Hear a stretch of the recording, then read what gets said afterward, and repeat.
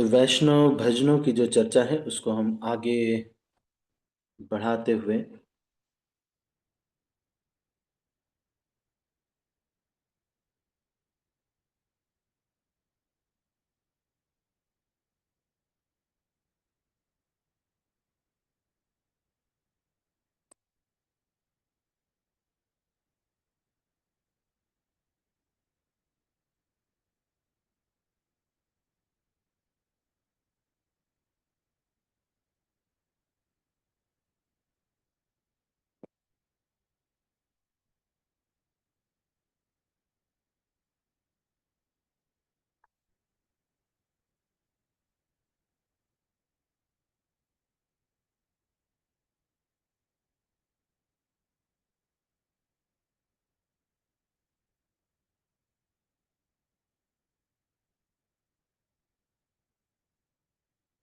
इस भजन के ऊपर चर्चा कर रहे हैं। जे अल्फाबेट के भजनों पे चर्चा कर रहे हैं।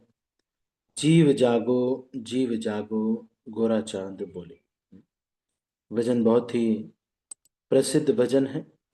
भक्ति विनोद ठाकुर आचार्य के द्वारा अरुणोदय कीर्तन में से एक गीत है ये। तो गीतावली पुस्तक संग्रह से लिया गया ये गीत राग झिनझिनोती कहरवा ताल में गाया जाता है। प्रातः काल और ददरा ताल में बांग्ला राग में भी इसको गाया जाता है। तो इसको हम गाते हैं और उसके बाद इसके ऊपर चर्चा करेंगे। जीव जागो जीव जागो गोरा चांद बोले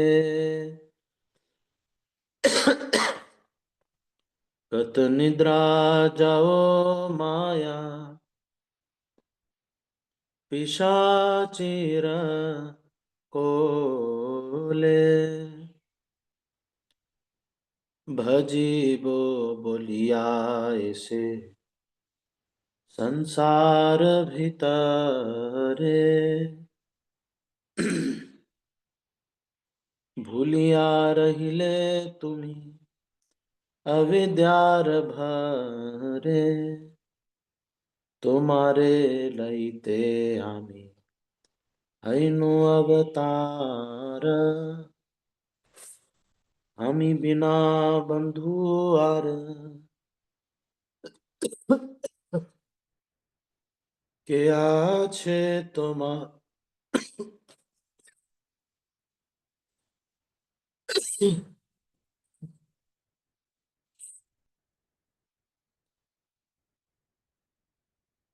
এনেছি औषधि माया नशिबारो लागे हरिनाम महामंत्र लओ तुम्ही मांगी भक्ति विनोद प्रभु चरणे पड़िया से हरि नाम मंत्र लई लो मांगिया।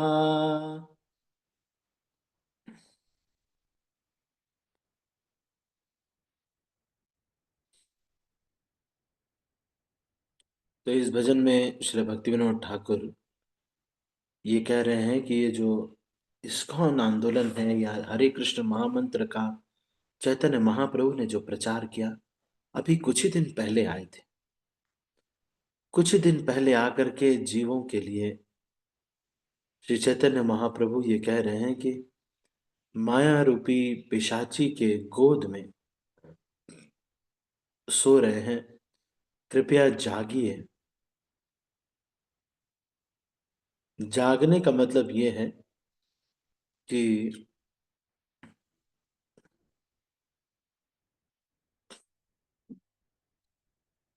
जिस चीज में हमको आराम लग रहा है, माया की गोद में ही अच्छा लग रहा है, जागेंगे तो जरूरी काम करेंगे। इसीलिए ये कह रहे हैं कि कत निद्रा जाओ माया।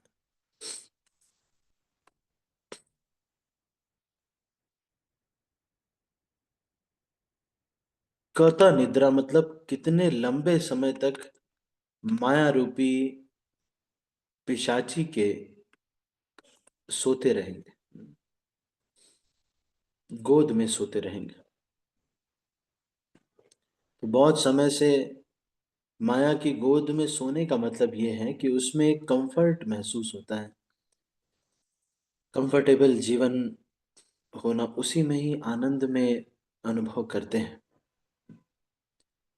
तो लेकिन ऐसे तो कृष्ण नहीं मिलेंगे, और ऐसे उतना अच्छे से भजन भी नहीं हो पाएगा।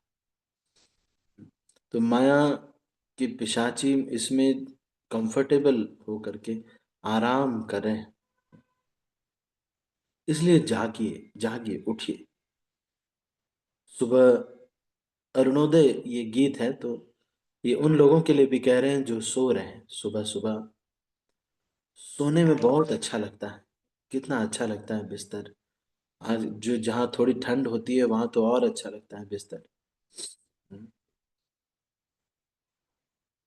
लेकिन श्रील प्रभुपाद ने ये बताया कि जिसको सुबह उठने में समस्या नहीं होती, उसके ऊपर माया देवी का प्रभाव कम है। इसको सुबह उठने में सब समस्या नहीं होती, इसका मतलब उसके ऊपर माया देवी का प्रभाव कम है। सन्यासी की परिभाषाओं में से एक परिभाषा ये भी है कि उसे स्नान करने से, सुबह सुबह स्नान करने से भय नहीं लगता। तो ये कह रहे हैं जीव जागो गोरा चांद बोले। तो सुबह जल्दी उठ करके भगवान की भक्ति करो।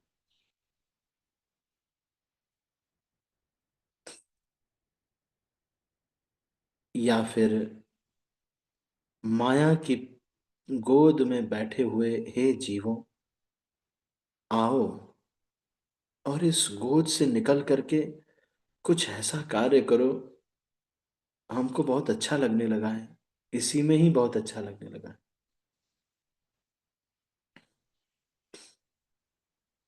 जिसको भी पूछो वो यही कहता है, और क्या हाल चाल है? ठीक है, सब ठीक है, बहुत बढ़िया चल रहा है, बहुत, बहुत बढ़िया चल रहा है, सब बहुत अच्छा चल रहा है, आई एम फाइन। पर हम कहाँ फाइन है? अभी भी इस भौतिक संसार में ही सुख ढूंढ रहे हैं। सुख जितना थोड़ा भी मिल जाता है उसी को हम कह देते हैं कि सुख है। जैसे कोई व्यक्ति हमको हर दिन 10 चप्पल मारे, 10 बार पिटाई करे, और उसके बाद 2 दिन के लिए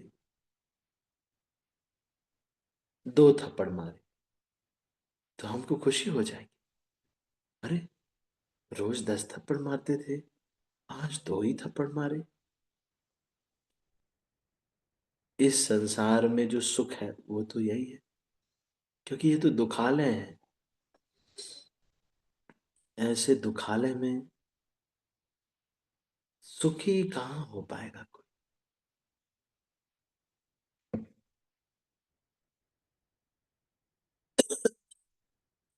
हाँ, शरीर के सुख को सुखी कह सकता है,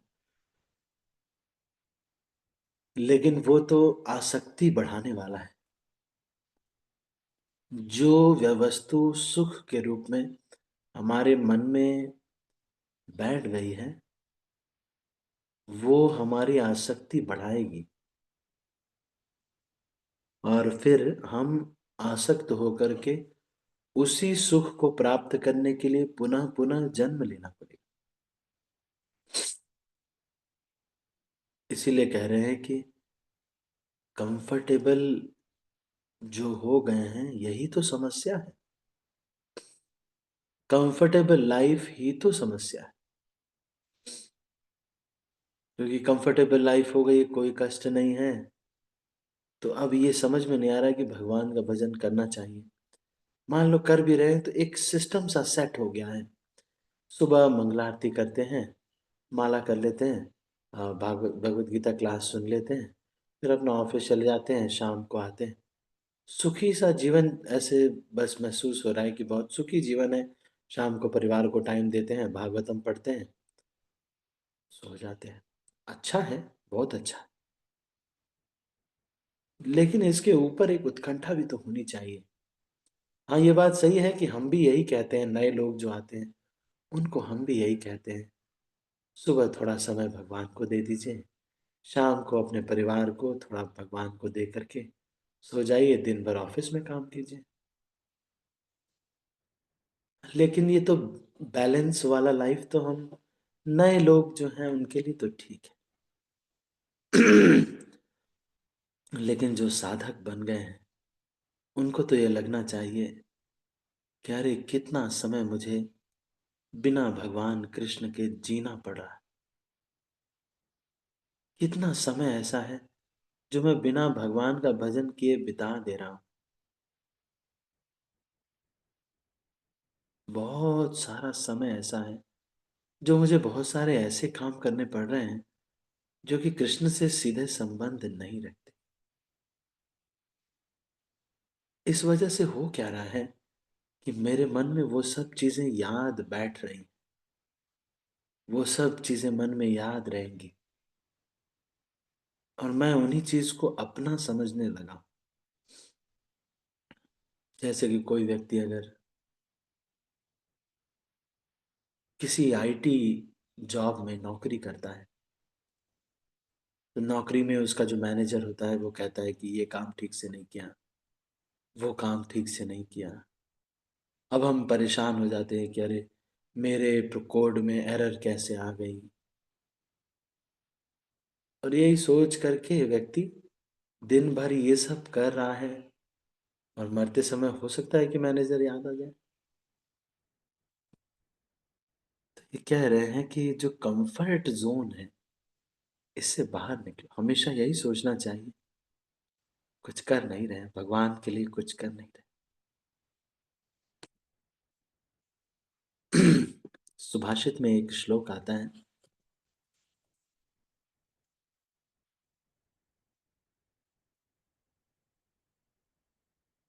संतोषम नैव कर्तव्यम।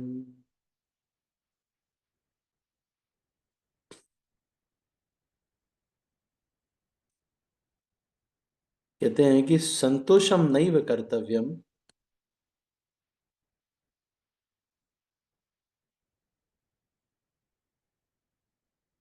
संतोषम एव कर्तव्यम, स्वदारे भोजने धने। अपनी पत्नी में संतोष करो, केवल अपनी पत्नी से ही संग करो, दूसरी किसी से, स्त्री के लिए लालायित न रहो।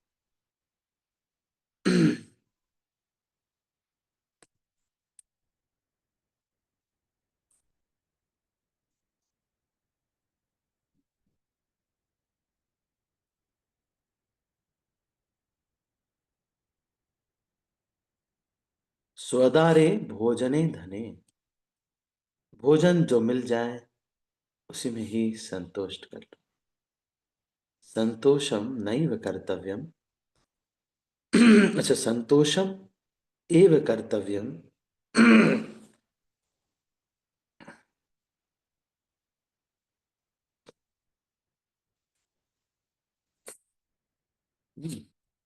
तो ये स्वदारे भोजने धने, धन जो दिन में 8 से 10 घंटे काम करने पर जो भी धन मिल जाए उसका कुछ हिस्सा दान में देकर, जो भी मिल जाए उसी से संतुष्ट रहो,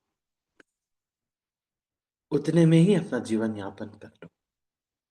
उसी को कुछ हिस्सा फ्यूचर के लिए रख दो, भविष्य के लिए रख दो, कुछ हिस्सा अभी के निर्वाह के लिए रख दो, बाकी कुछ हिस्सा भगवान के प्रचार इत्यादि के लिए दे दो।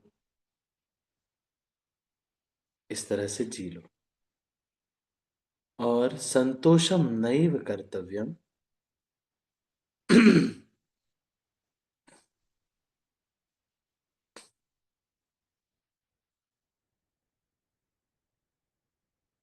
अभी मुझे मिल नहीं रहा। ये संतोषम एव कर्तव्यम है।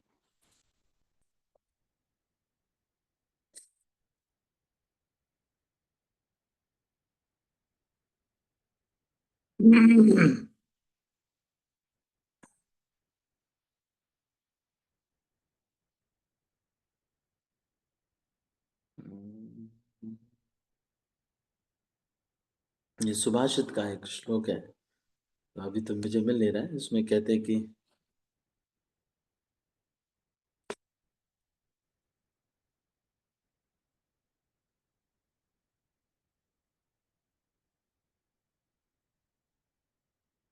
इधर वो जैसा भी है।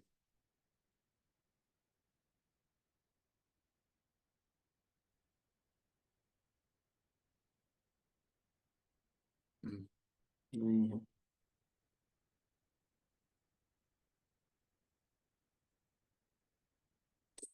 तो अभी मुझे मिल नहीं रहा है। तो इसमें कहते हैं कि संतोषम एव कर्तव्यम स्वदारे भोजने धने।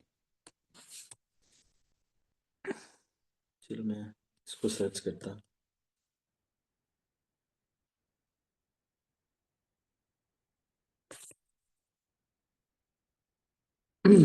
अच्छा।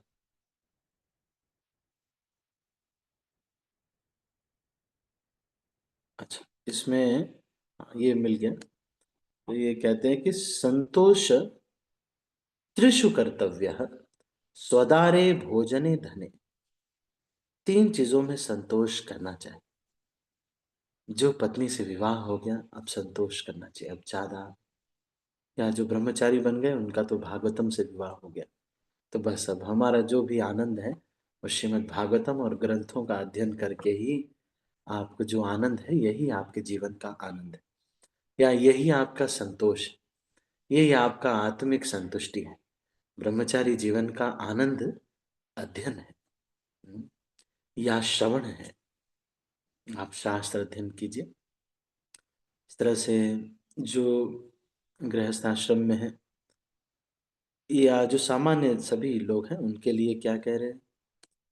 संतोषस्त्रिषु कर्तव्यः स्वदारे भोजने धने, त्रिषु चैव न कर्तव्यो अध्ययने जपदानयोः। One should feel satisfied। अच्छा, व्यक्ति नीचे दी हुई तीन चीजों से संतुष्ट रहे। खुद की पत्नी, वह भोजन जो विधाता ने प्रदान किया हो,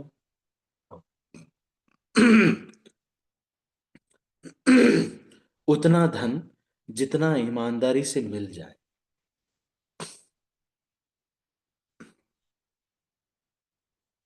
इन तीनों में व्यक्ति को संतोष करना चाहिए। फिर किन तीनों में संतोष नहीं करना चाहिए?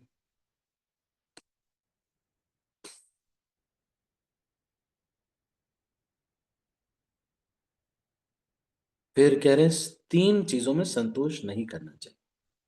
अध्ययने जप दानयो। जप करने में भी, पढ़ने में भी कभी ये नहीं सोचना चाहिए कि अरे मैं बहुत पढ़ लिया, अब बस बहुत हो गया। खूब पढ़ना चाहिए। जप करने में भी ये नहीं सोचना चाहिए कि बहुत जप कर लिया, हो गई 16 माला, चलो बस अब बस प्रभु जी को हाँ कर दिया, छुटकारा मिला इस माला से, यह 16 माला किसी तरह कंप्लीट करे, अब मैं कुछ जरूरी काम करूं।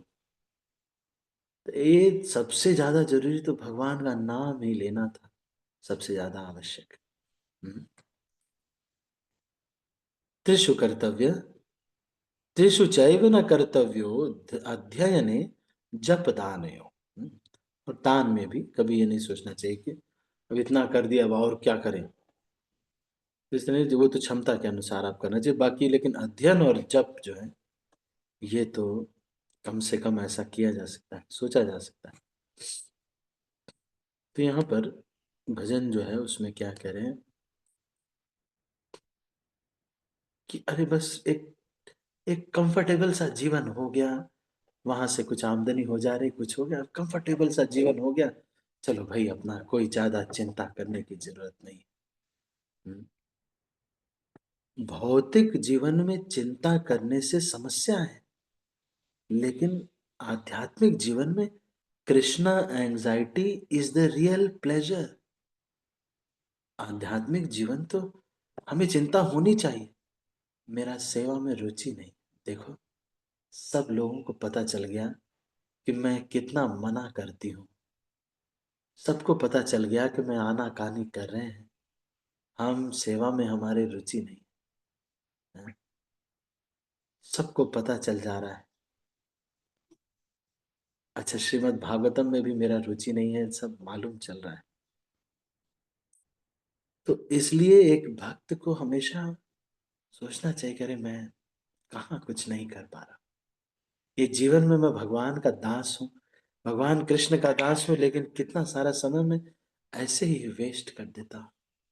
कुछ भी भजन भी नहीं करता, ऐसे ही शॉर्ट वीडियो कभी देखते देखते, कभी यूट्यूब का कुछ वीडियो इधर उधर वो देख के मोबाइल में ही बहुत सारा समय वेस्ट कर दे रहा हूँ।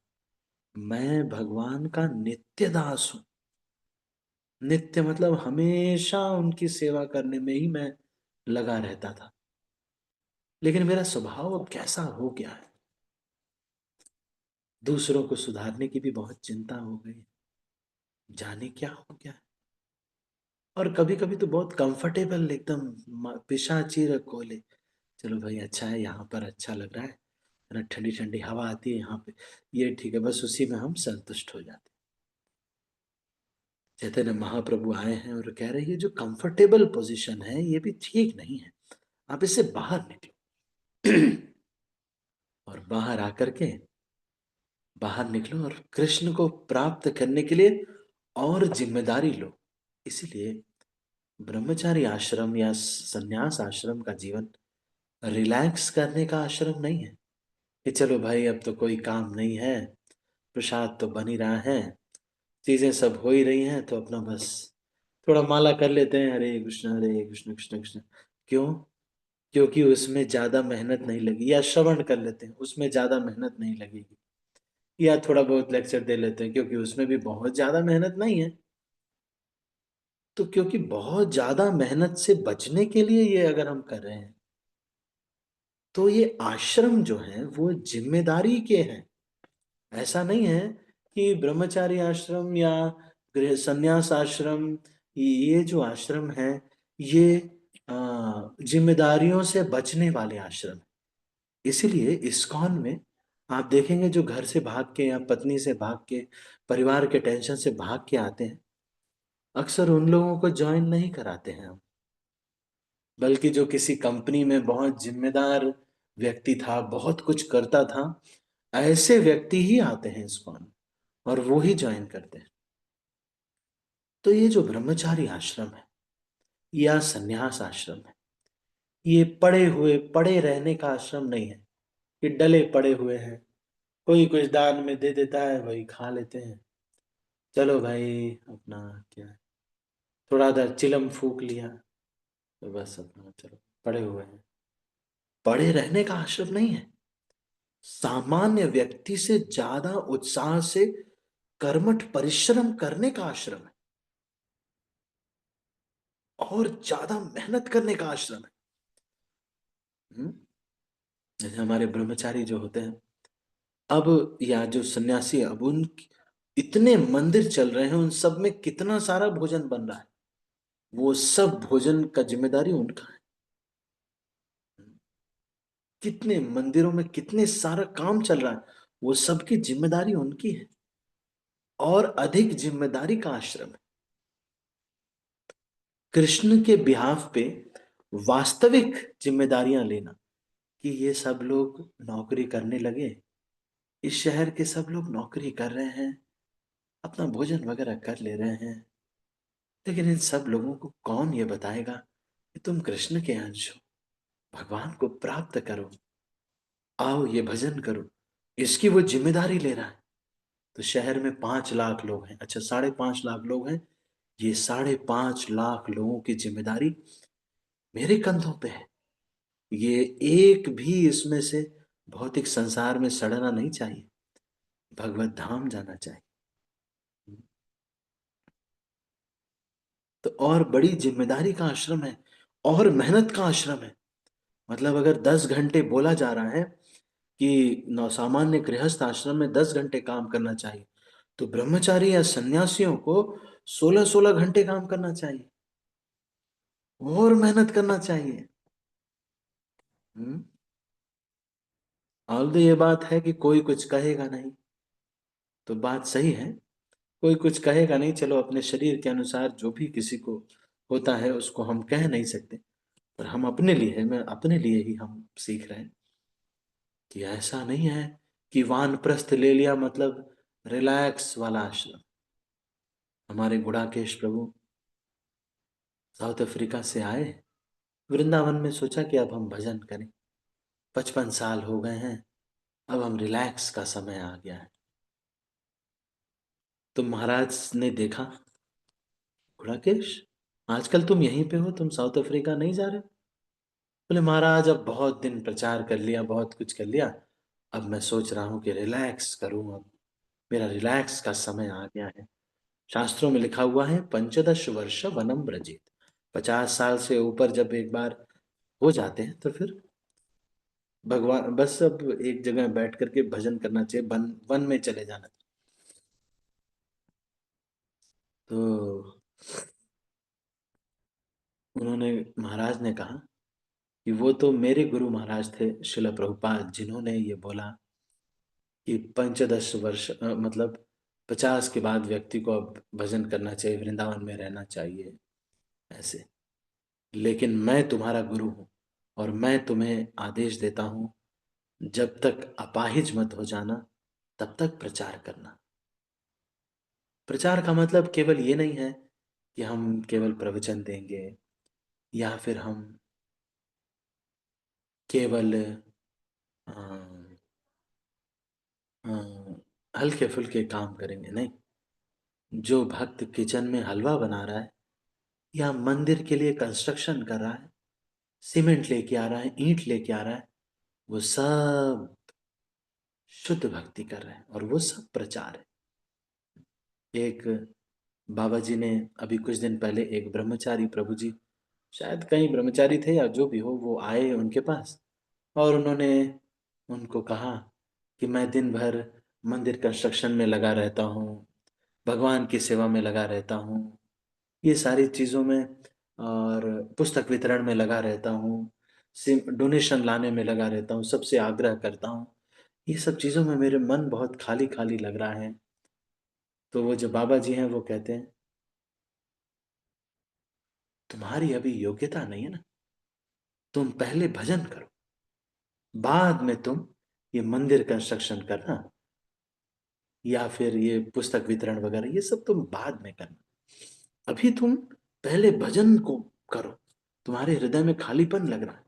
अब वो प्रभु जी को क्यों लग रहा था ये तो मालूम नहीं, लेकिन अगर उन बाबा जी से पूछा जाए कि एक बताइए बाबा जी, ये जो व्यक्ति कैमरा लगा रहा है आपका, आपका शॉर्ट वीडियोस बना रहा है, जो आपके यहाँ पे टेबल चेयर लगा रहा है, जो आपके यहाँ पे जो आश्रम जिसने बनाया है, या जो इस आश्रम में झाड़ू पोछा लगा रहा है, वो भी तो भौतिक कार्य कर रहा है, फिर तो वो तो डायरेक्ट प्रचार तो कर नहीं रहा, या डायरेक्ट भगवान का नाम तो ले नहीं रहा, वो क्या भगवत धाम जाएगा? वो भी जाएगा भगवत धाम। इसीलिए मंदिर बनाना डीटी वर्शिप है, शुद्ध भक्ति है। सीमेंट खरीद के लाना, सब्जी लाना, ये सब शुद्ध भक्ति है। इस्कॉन मंदिर में सब्जी ला के बहुत सारे लोग भगवत धाम गए, बन बर्तन धो करके, बर्तन धोना शुद्ध भक्ति है। एक एक सेवा का जब भगवान वापस करेंगे ना, आप बस मूल्य नहीं लीजिएगा, अगर एक एक सेवा का भगवान वापस करने लगेंगे, ये 10 करोड़ हाथ वाला जब वापस करता है तो ले नहीं पाएंगे वापस, ले ही नहीं पाएंगे वापस। ये जब देने लगेगा तो ले नहीं पाएंगे, इतना देता है।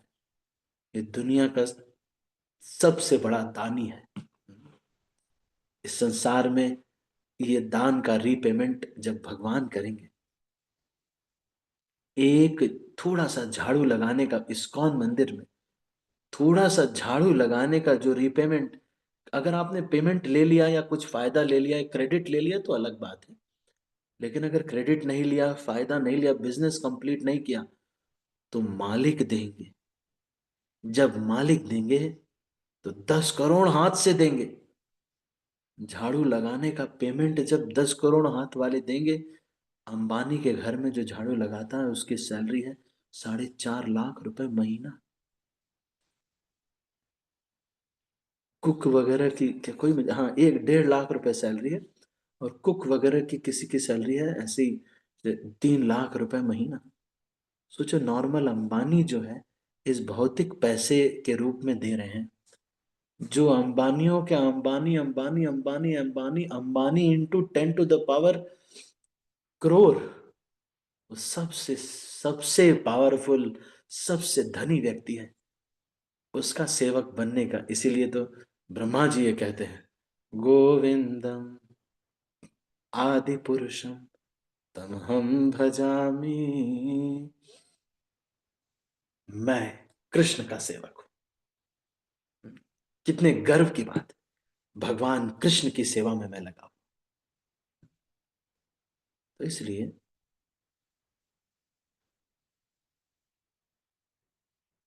उत्साह होना चाहिए। कभी भी कंफर्टेबल होकर के बस डटने चलो भाई, क्या है दुनिया, क्या इतना हो गया, हल्का फुल्का भजन कर लिया, नहीं नहीं। जब कोई व्यक्ति अपने सामान्य जीवन को सैक्रिफाइस करके भगवान का भजन करने लगता है, तब वो साधक बनता है। ठीक है, तो हमने एक ही श्लोक पे चर्चा किया, इससे आगे चर्चा करेंगे। आ, इसको अभी हम यहीं पर समाप्त करते हैं। आप सभी भक्तों का बहुत बहुत धन्यवाद। मेरी बात को जब आप ये सुनते हैं तो इसको दोबारा अगर आप सुनेंगे, ये YouTube में इसीलिए डाल रहे हैं प्रभु जी, कि आप इसको दोबारा सुनेंगे तो ये बार बार सुनने से सबकॉन्शियस माइंड में बैठ जाएगा। जब बार बार सुनने से सबकॉन्शियस माइंड में बैठ जाएगा तो इसी के अनुसार हमारे कार्य निर्धारित होंगे। पहले तो इसको बार बार सुनना बहुत जरूरी है, इसलिए कम से कम 1 से 2 बार अवश्य, ये जो आधे घंटे का ही प्रवचन है, लेकिन इसको अवश्य सुनिए, है ना। हरे कृष्ण। श्रीला प्रभुपाद की जय। मैं सब भक्तों के हाथ नीचे कर रहा हूं। यदि आपके मन में कोई प्रश्न है तो आप पूछ सकते हैं। एनी क्वेश्चंस, एनी क्वेश्चंस और कमेंट्स। आज हमने मुख्यतः ये चर्चा किया कि comfortable life is not, Srila Prabhupada ये कहते हैं कि somehow I don't like this word peace, है ना। पीसफुल लाइफ है, चलो प्रसाद मिल रहा है ठंडा, बस आराम से चलो, आहा हा, एसी में बैठते हैं अपना टाइम पे। नहीं नहीं, कृष्ण का और एंजाइटी लेना, taking more tension, working more, working harder than any other person in this world. Raju Prabhu कुछ पूछ रहे हैं। हरे कृष्णा प्रभु जी, दंडवत प्रणाम। दंड प्रणाम। प्रभु जी, ये जो माला एक बार 16 होने के बाद फिर करने का मतलब उत्साह जो होता है वो हो ही नहीं रहा है प्रभु जी। बाद में जो 16 होने के बाद हम ये हो जाते हैं पूरा, बाद में कर ही नहीं पाते।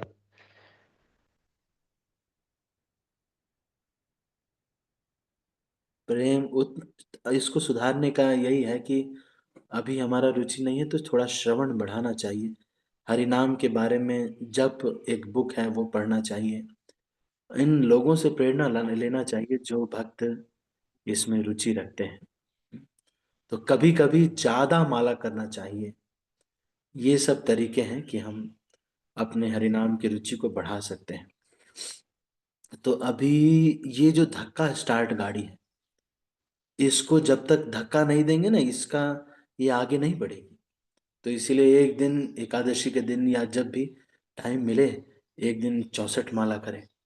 धीरे धीरे ज्यादा करने से more chanting develops taste in chanting, quality of chanting enhances by quantity of chanting. तो धीरे धीरे जब हम और जब बढ़ाने से तरीका, अभी तो फोर्सफुली करना पड़ेगा, कुछ दिन में रुचि बढ़ेगी। तो एक ये है, और साथ में उन भक्तों की सेवा और संग करने से जिनको हरिनाम में ऐसी रुचि है। तीसरा, ऐसे शास्त्रों को पढ़ने से या ऐसी किताबों को पढ़ने से प्रेरणा मिलती है जो कि हरिनाम के बारे में, जप के बारे में बता रहे। वैसे तो जो शुद्ध भक्त है उसके लिए बस इतना ही पर्याप्त है, मेरे कृष्ण का नाम है, मैं किसी दुर्भाग्य से इस संसार में आ गया, आई नंद तनुज किंकरम, नाम नाम कार्य बहुधा निज सर्वशक्ति। अपनी सारी शक्तियां इस नाम में दे दी हैं, फिर भी सारा सॉल्यूशन है, फिर भी सब लोग बोल भी रहे, फिर भी हम कर नहीं रहे। और जैसे ही कंफर्टेबल सिचुएशन आ जाता है, सुबह अपना थोड़ा बहुत करके अपना एकदम रिलैक्स हो जाते हैं।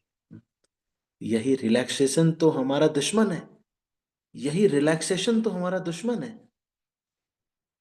Taking more and more anxiety for Krishna, we grow by taking more and more responsibility for Krishna. ठीक है, तो अभी हम, ठीक है राजू प्रभु, आपको थोड़ा क्लियर हुआ? जी जी प्रभु जी, धन्यवाद प्रभु जी। हरे कृष्ण। थैंक यू प्रभु जी। और कोई कुछ कहना चाहते हैं? हरे कृष्ण प्रभु जी, दंडवत प्रणाम।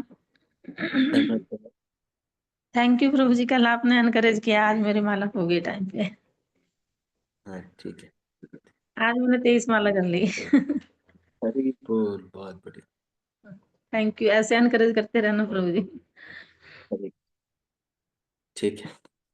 और सुनील प्रभु जी कुछ पूछ रहे हैं? हरे कृष्णा प्रभु जी, दंडवत प्रणाम Prabhu ji. Yes Prabhu ji. Thank you so much Prabhu ji, आप इतना अच्छा मार्गदर्शन करते हैं। हम तो बहुत परम सौभाग्यशाली हैं, आप जैसे गुरु के शरणागत हैं। असीम कृपा है ठाकुर जी की, और यूं ही मार्गदर्शन करते रहें। आज जो कुछ भी थोड़ा बहुत भी कर पा रहे हैं, सब आपकी असीम अनुकंपा है, इसमें हमारा कुछ भी नहीं है प्रभु जी। मतलब कुछ भी नहीं, जान ही नहीं रहे थे, बिल्कुल नथिंग एकदम। बड़ी कृपा भगवान ने की है मेरे ऊपर, आप जैसे गुरु के गोद में मुझे दे दिया है। यूं कृपा बनाए रहें Prabhu ji. Thank you so much. Deepak Prabhu कुछ कह रहे हैं? हरे कृष्णा प्रभु जी, दंडवत प्रणाम। गलत प्रणाम।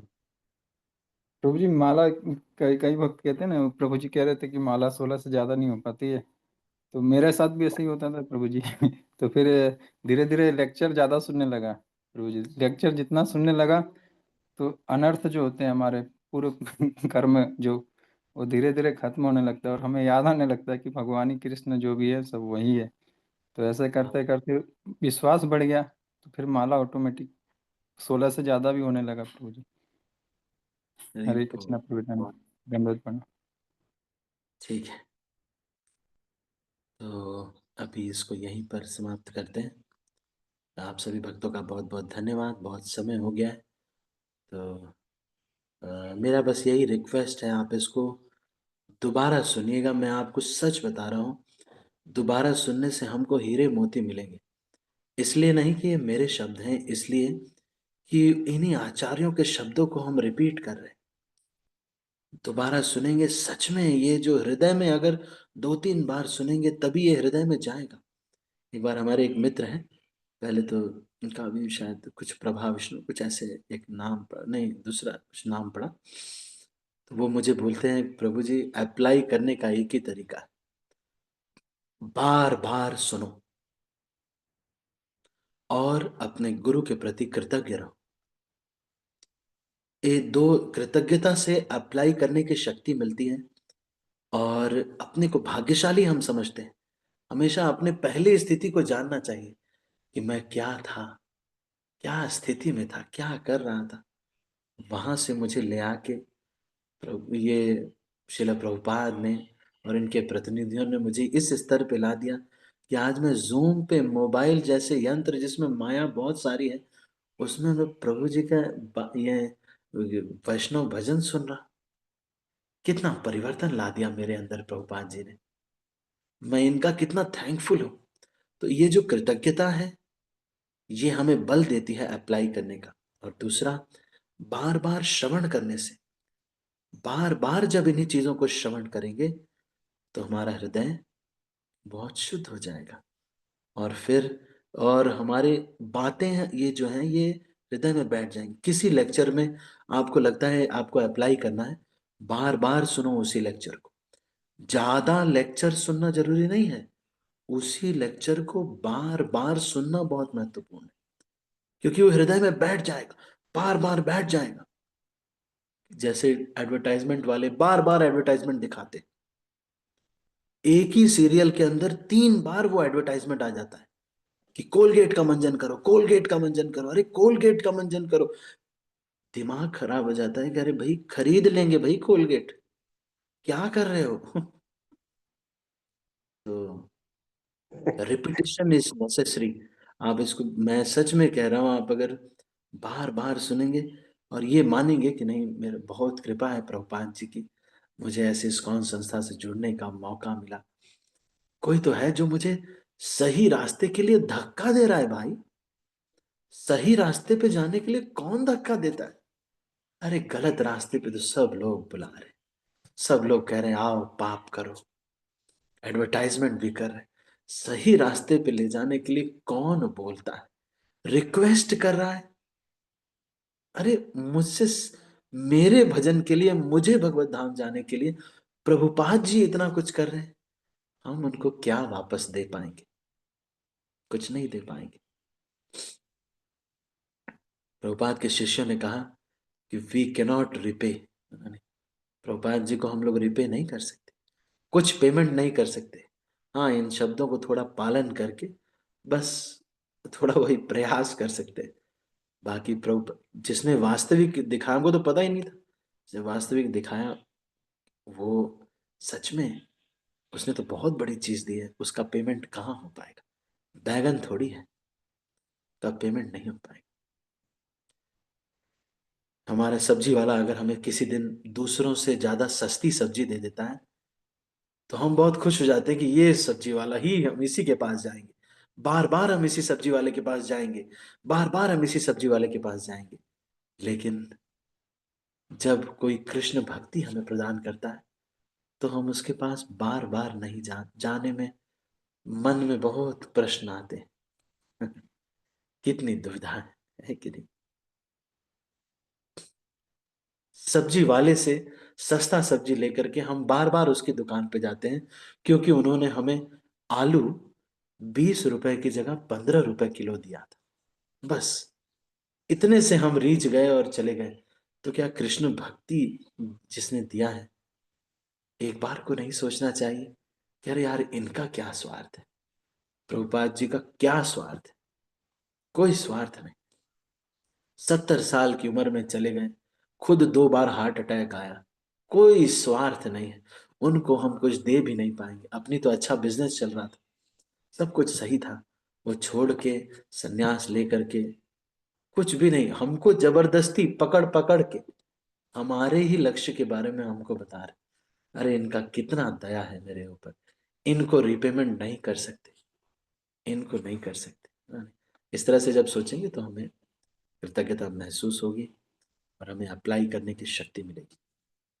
अपने पूर्व जन्म को याद भी करना चाहिए, मैं क्या था, बड़े बड़े बाल थे, इस्कॉन के भक्त लोगों से मिल गया तभी तो इतना शुद्धिकरण हुआ, नहीं तो आज कहीं इधर उधर कोई शो में कुछ कर रहा होता, ऐसे ही अपने जीवन का कुछ भी बना लिया होता।